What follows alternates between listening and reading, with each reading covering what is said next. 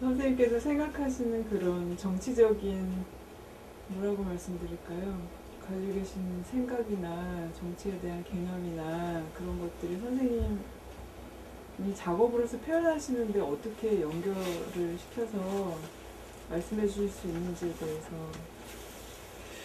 그러니까 내가 이제 정치적인 작업에 대한 관심을, 내 작업을 정치적인 관점에서 이렇게 보는 시각을 갖게 된 건 사실은 근래 와서예요. 70년대 내가 작가로서 출발할 때 그런 어떤 정치적인 의식을 가지고 작업을 한 건 아니고, 그리고 70년대 작업은 대부분 경우 자이건 타이건 다 모더니즘이나 모더니스트와 관련지어서 이렇게 언급되거나 또 인터뷰를 하도 그런 식의 이제 인터뷰가 됐는데, 오늘 전시가, 이번에 하는 전시가 개념 70년대와 80년대에 걸쳐 있었던 한국의 개념주의 미술에 관해서 얘기하면서 정치적인 견해가, 그러니까 정치 미술과 개념 작업과의 관계에 그런 질문을 받으니까 굉장히 새삼스럽고, 굉장히 새삼스럽면서 신기하기도 하고, 그리고 굉장히 신선하게 느껴져요.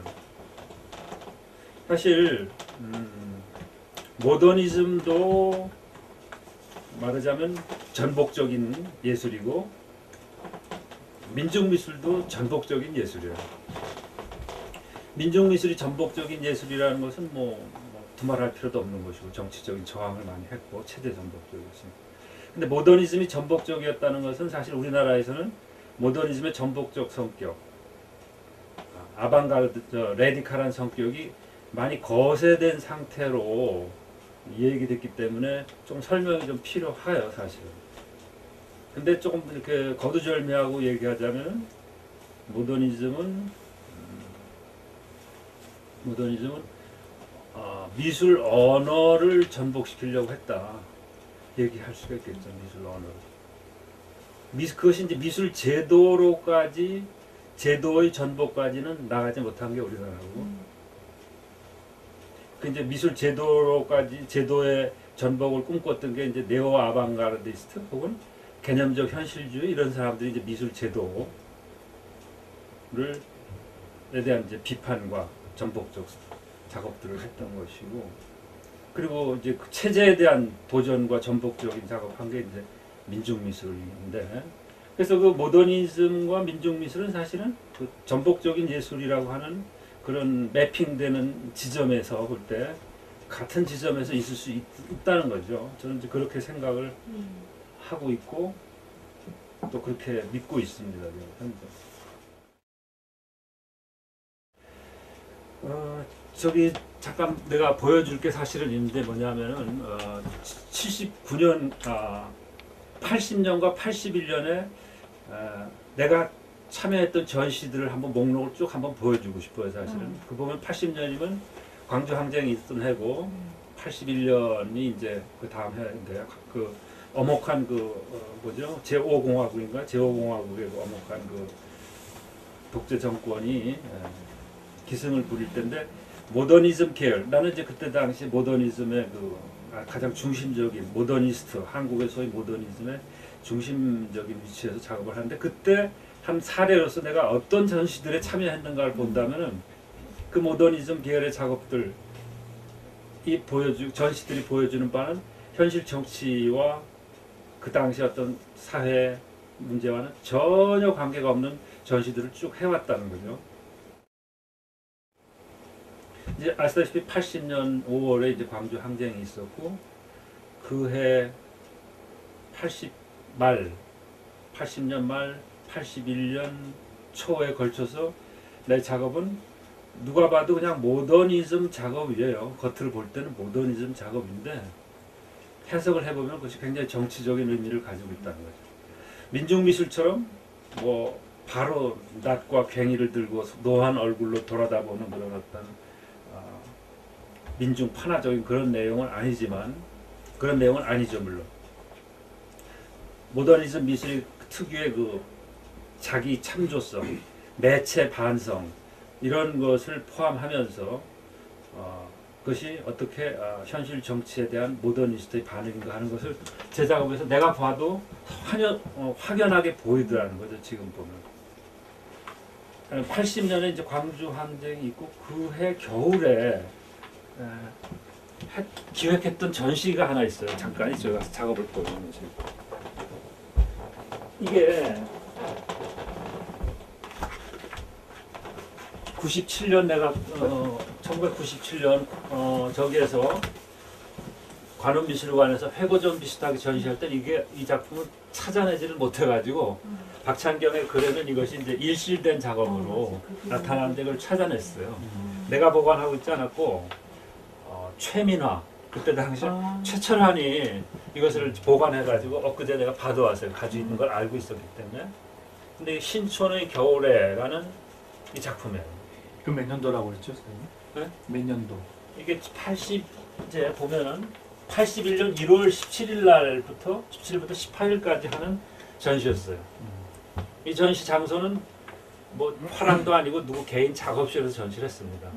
저 숙대 앞에 있는 어떤 마임하는 작가의 작업실에서 전시를 한 건데 최민화 그때 당시 최철환이 이제 이렇게 신촌의 겨울이라는 기획을 했는데 이때 이 작업이 내가 봐도 이것은 어느 모로 보나 진짜 80년대 말 80년 말 그 음울한 시절 정치적인 암흑기 음울한 시절에 뭐라고 어떻게 해볼 수 없는 고약할 정도로 이렇게 위축되어 있는 한 예술가의 넋두리 같은 것들이 진하게 여기 이제 있어요. 뭐 굉장히 그리고 시적으로 좀 표현이 되어 있습니다. 상당히. 그래서 이번 새로 발견해가지고 이 작업을 사실 이번에 출품을 할까 생각해요.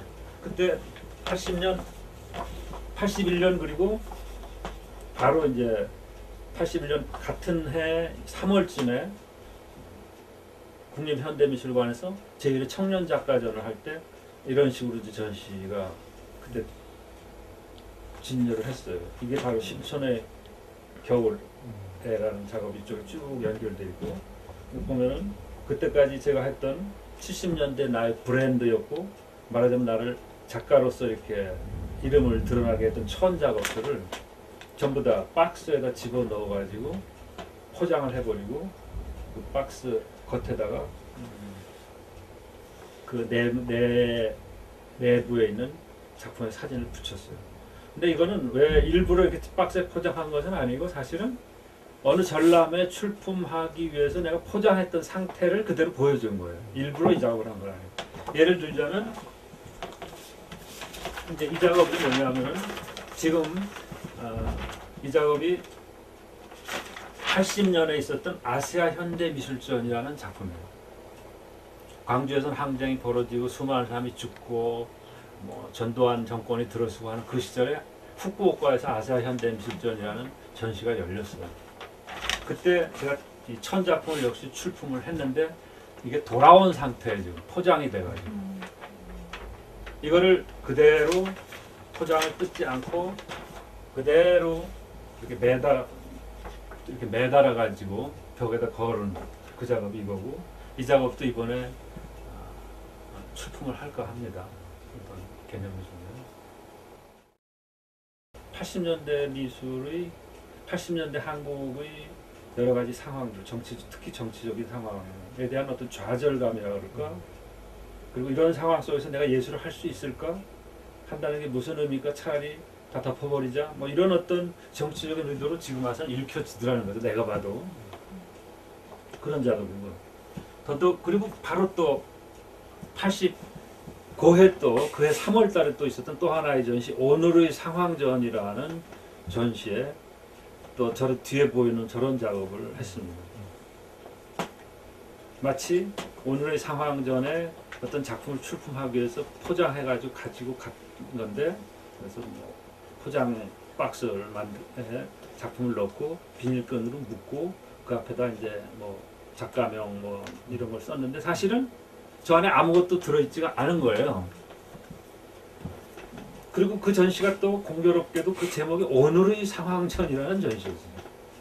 그래서 오늘의 상황 81년 바로 오늘의 한국의 상황에 대한 어떤 냉소와 절망 뭐 그런 것들을 표현하는 건데 역시 모더니즘 언어의 측면에서 보면 또 역시 모더니즘 언어로서 좀 해석이 돼요. 만약에 내가 이걸 갖다 80년 그 당시의 정치적인 상황을 민중미술의 입장에서 작업을 했다면 이제 바로 뭐라고 해야 정치적인 이제 탄압을 받는 그런 작업이 나올 수밖에 없었겠지만 저거는 모더니즘 문맥에서도 읽혀지기 때문에 정치적인 탄압을 피해갈 수 있는 그런 작업이 된 거예요, 말하자면. 민중미술 작가들을 의도적으로 찾아가고 너희들이 정말 아방가르트다, 아방가르드다 너희들 한국에. 그리고 그 친구들하고 친하게 지냈어요. 근데 나는 내가 할 일은 그것이 아니라 난 또 다른 것이 있다. 정치적으로 직접 현실 정치를 비판하는 정치적 아방가르드도 있지만 미술 언어 속에서 내부에서 모더니즘을 균열을 내는 그런 아방가르드도 있다는 것을 나는 보여주고 싶었다라고 지금 와서 해석하면 그렇게 해석이 되고 그때 당시에 어떻게 보면은 체질상 그게 안 됐던 것도 있었어요. 그러나 지금 해석해보면 그렇답니다. 그래서 민중미술 작가들하고 저는 굉장히 가깝게 지냈어요. 그때 당시 민중미술 작가들하고 모더니스트 작가하고는 거의 뭐 원수지간이에요. 보면 인사도 안 하고 같이 만날 일도 전혀 없고. 근데 심리적으로 저는 미학적으로 동질감을 느끼는 친구들이었기 때문에 가깝게 지냈고 뭐 이목상, 신경호 그 다 68학번 동기들이죠. 민정기, 이목상, 신경호가 나는 이제 홍대 68학번이고 그 친구는 서울대 68학번이고 1학년 때는 서로 뭐 왔다 갔다 서로 교류도 하고 그때 당시 그 친구들은 이제 민중미술에 대한 뚜렷한 의식은 없었지만 이 모더니즘 미술에 대한 반감들은 심하게 가지고 있었어요. 그 친구들이. 논쟁도 많이 하고 그 뒤로 뭐 성환경 씨나 기타 여러 또 다른 김정헌이라든가 강요래라든가 또 박재동 이런 친구들하고는 굉장히 가깝게 지냈습니다. 그냥 화단 야사에 말하자면 화단 야사. 내가 하는 모더니즘과 너희들이 하는 민족미술은 똑같이 전복적 미술이라고 하는 동질감을 제가 느끼고 있었기 때문에 그러나 물론 하여튼 그러면서도 현실 정치 속에서 모더니즘 미술이 갖는 어떤 한계 같은 것 때문에 굉장히 괴로워했던 건 사실이에요. 나도 철저한 모더니스트가 못 되었었죠. 그래서 나는 철저한 모더니스트가 되어봐야 되겠다라고 계속 다짐을 했어요. 왜냐하면 모더니즘이야말로 가장 윤리적이고 도덕적인 것이고 윤리와의 순혈주의적 도덕주의와 윤리는 그야말로 이게 현실 정치로 나갔을 때 어떠한 타협도 거부할 수 있는 강력한 혁명적인 힘을 갖는다라고 하는 믿음은 있었지만 현실 정치가 워낙에 정말 탄압, 독재가 너무 심하다 보니까 거기에 대한 어떤 모더니즘이 나의 작업이 즉각적으로 그것에 이렇게 반응하지 못하는 것에 대한 괴로움 같은 것들이 계속 깔리면서 30년 동안 이제 말하자면 모더니즘을 내면화시키는 시기였다고 할까 그렇게 생각이 돼요. 그래서 양평으로 오게 돼요. 네. 근데 왜 오게 됐냐면 이제 병들었어요. 내가 심하게. 나는 그 병이 모더니즘 미학 때문에 내가 병들었다고 나는 생각해요. 모더니즘 미학은 도덕적 순결주의 그리고 그다음에 순혈주의 그리고 엄격한 그 자기 절제성, 표현의 절제 이런 것들 그리고 매체의 자기 반성, 예술 안에서 예술을 자기 자신을 비판하고 이런 도덕적 순결주의의 대가로서 무엇을 대가로 치르냐면 소위 불임성이라는 걸 얘기할 수가 있어요. 불임성. 정말 피폐하지죠. 작품 자체는 정말 너무 재미도 없고 저기 보세요. 저런 작업들. 저 빗금 쭉쭉쭉 거는 작업 같은 거 보면 좀 불임이죠. 정말 불임. 이 현실과 미술이 부딪혀서 아니면 행복한 만남을 통해서 뭔가 풍요로운 걸 만들지 못하고 예술 안에서 예술을 반성하는 순결성 안에서 불임성을 가지고 있는 그리고 그걸 나의 삶으로 살다 보니까 나의 삶, 생각, 몸 이런 게 다 망가져 버린 것 같아요. 심하게 병들었는데 뭐 아무리 병원을 다녀도 원인은 없고 결국은 이제 정신신경과 치료를 받을 수밖에 없는 이제 그런 지경에 이르는 거예요. 완전히 피폐돼가지고. 그 이제 제가 치른 대가라고 봐요. 모더니즘 미학을 살아온 나의 대가가. 그러니까 뭐 이게 이제 살 수가 없으니까 이제 우리 집사람하고 나하고 상의해서 안 되겠다. 떠야 된다 서울을. 그리고 서울을 뜬과 동시에 한국 내가 그동안에 몸담고 있던 화단과도 어느 정도 거리를 둬야 되겠다. 내 몸을 치료해야 되니까 사람 안 만나고 어쨌든 미술도 어느 정도 거리를 두고 그러면서 이제 길로 양평으로 옮기게 되죠. 그래서 우선은 이제 그때부터 공공미술, 모더니즘의 불임성에 대한 이제 반성적 차원에서 공공미술, 소위 말하자면 타자지향적 예술이죠. 말하자면 타자지향적 공공미술에 이제 관심을 갖고 양평에 와서 그런 일들을 하려고 이제 꽤 애를 썼어요. 그래서 뭐 몇 가지 양평 프로젝트라고 해서 양평 시민들이 8만 명의 시민들이 여기다가 뭐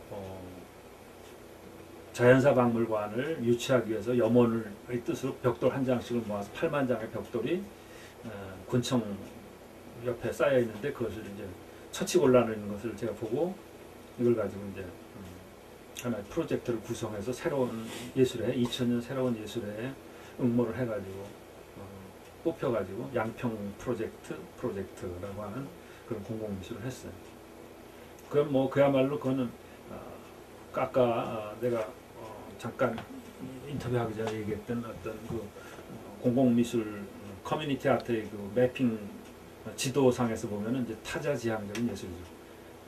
예술가 개인의 예술적 정체성 같은 건 전혀 빠지고 양평 군민의 염원을 어떻게 내가 실현시켜 줄까 뭐 이런 데다 이제 초점을 두고 그걸 다 끌고 경복궁으로 가서 경복궁에다 그 8만 장의 벽돌을 깔아놓고 거기서 친환경 먹거리 파트 시식회와 농악대 연주와 뭐 이런 거를 막 벌리는 이제 그런 공공미술을 했었어요. 근데 그런 작업을 하면서 제가 이제 보람도 느꼈는데 사실상 문제점이 드러난 것이 뭐냐면 양평에 와가지고 결국은 내가 너무 성급했다는 걸 이제 알게 됐는데 그런 것들이 양평에 이미 오래전부터 터잡고 살면서 미술 활동을 해왔던 토호 미술가들하고 나하고 관계가 별로 안 좋은 거예요, 그게. 그런 문제점이 드러나서 아 이거 안 되는구나. 역시 지역 예술에서 내가 오랫동안 뿌리를 내리지 않은 상태에서 지역을 위해서 일한다는 것은 지역에서 오래 살았던 사람들과 사이를 벌리는 것밖에 안 된다라는 생각이 들더라고요. 그래서 지금은 이제 사실 그런 작업들을 하지 않고 있어요. 지역을 위한 작업들 오히려. 그리고 지역 미술가들과는 그 일 때문에 그랬는지 어쩐지 모르지만 양평 미협으로 이제 대표되는 지역 미술가들하고 저하고 관계가 별로 안 좋아요. 제가 뭐 프로포즈를 해도 그쪽에서 잘 받아주질 않고. 그래서 그 지역에서의 나의 활동은 그래서 지금 관망 중에 있습니다. 기회가 되면 또 하겠지만 현재는 내가 양평에다 더 뿌리를 내려야 되겠다. 근데 어쨌든 그런 부분에서 저는 잠시 좀 관망 중인데 그것도 그거지만 사실은 그래서 관망도 하지만 제가 관망하는 데는 또 다른 이유들이 좀 있어요. 첫째는 양평 토호 미술가들에 대한 저의 실망이 또 있어요. 그분들이 가지고 있는 너무나도 그 보수적이고 너무나도 답답할 정도의 그 보수성, 미술 언어에 대한 반성 전혀 없음, 뭐 이런 것들. 그리고 기득권에 대한 집착, 새로운 것에 대한 마음 닫고 이런 것에 대한 실망감도 있고 두 번째는 환경예술과 생태미술이 환경과 생태를 보존하자는 차원의 어떤 소극적인 자연주의 혹은 전원주의 저는 이렇게 생각을 안 하거든요. 환경과 생태 예술이야말로 가장 정치적인 미술이라고 봐요. 가장 그리고 급진적인 제가 이런 생각을 갖게 된 것은 물론 녹색 평론의 김종철 씨의 사상에 많은 영향을 받았습니다만, 그렇기 때문에 그냥 뭐 생태 미술, 환경 미술이라고 하는 말이 우리한테 주는 뭔가 이렇게 목가적, 전원적, 그리고 평화로운 자연 환경 속에서 아름답게 살고 싶다라고 하는, 물론 그 궁극적인 이상은 그거겠지만 그 과정에서는 지독한 정치적인 투쟁이 필요하고, 또 나아가서는 어떻게 보면 그뿐만이 아니라 생태와 환경주의가 갖는 보수성을 넘어서 더 급진적으로는 비문명 선언까지 가야 되는 것이 환경미술의 지금 당면 과제다라고 나는 그렇게 파악이 돼요. 그래서 양평에서 일을 하면 어차피 보수적인 양평 분위기 속에서 체제 순응적이며 그런 작업을 할 수밖에 없는데, 내가 나의 여정 속에서 도달한 나의 미학적 여정에서는 순응적인 쪽보다는 전복적인 쪽으로 이렇게 가 있는 형편에서 쉽게 양평의 지역 현안과 관련된 환경 생태 미술을 할 수가 없더라고요. 그런 부분들도 있고 그렇습니다.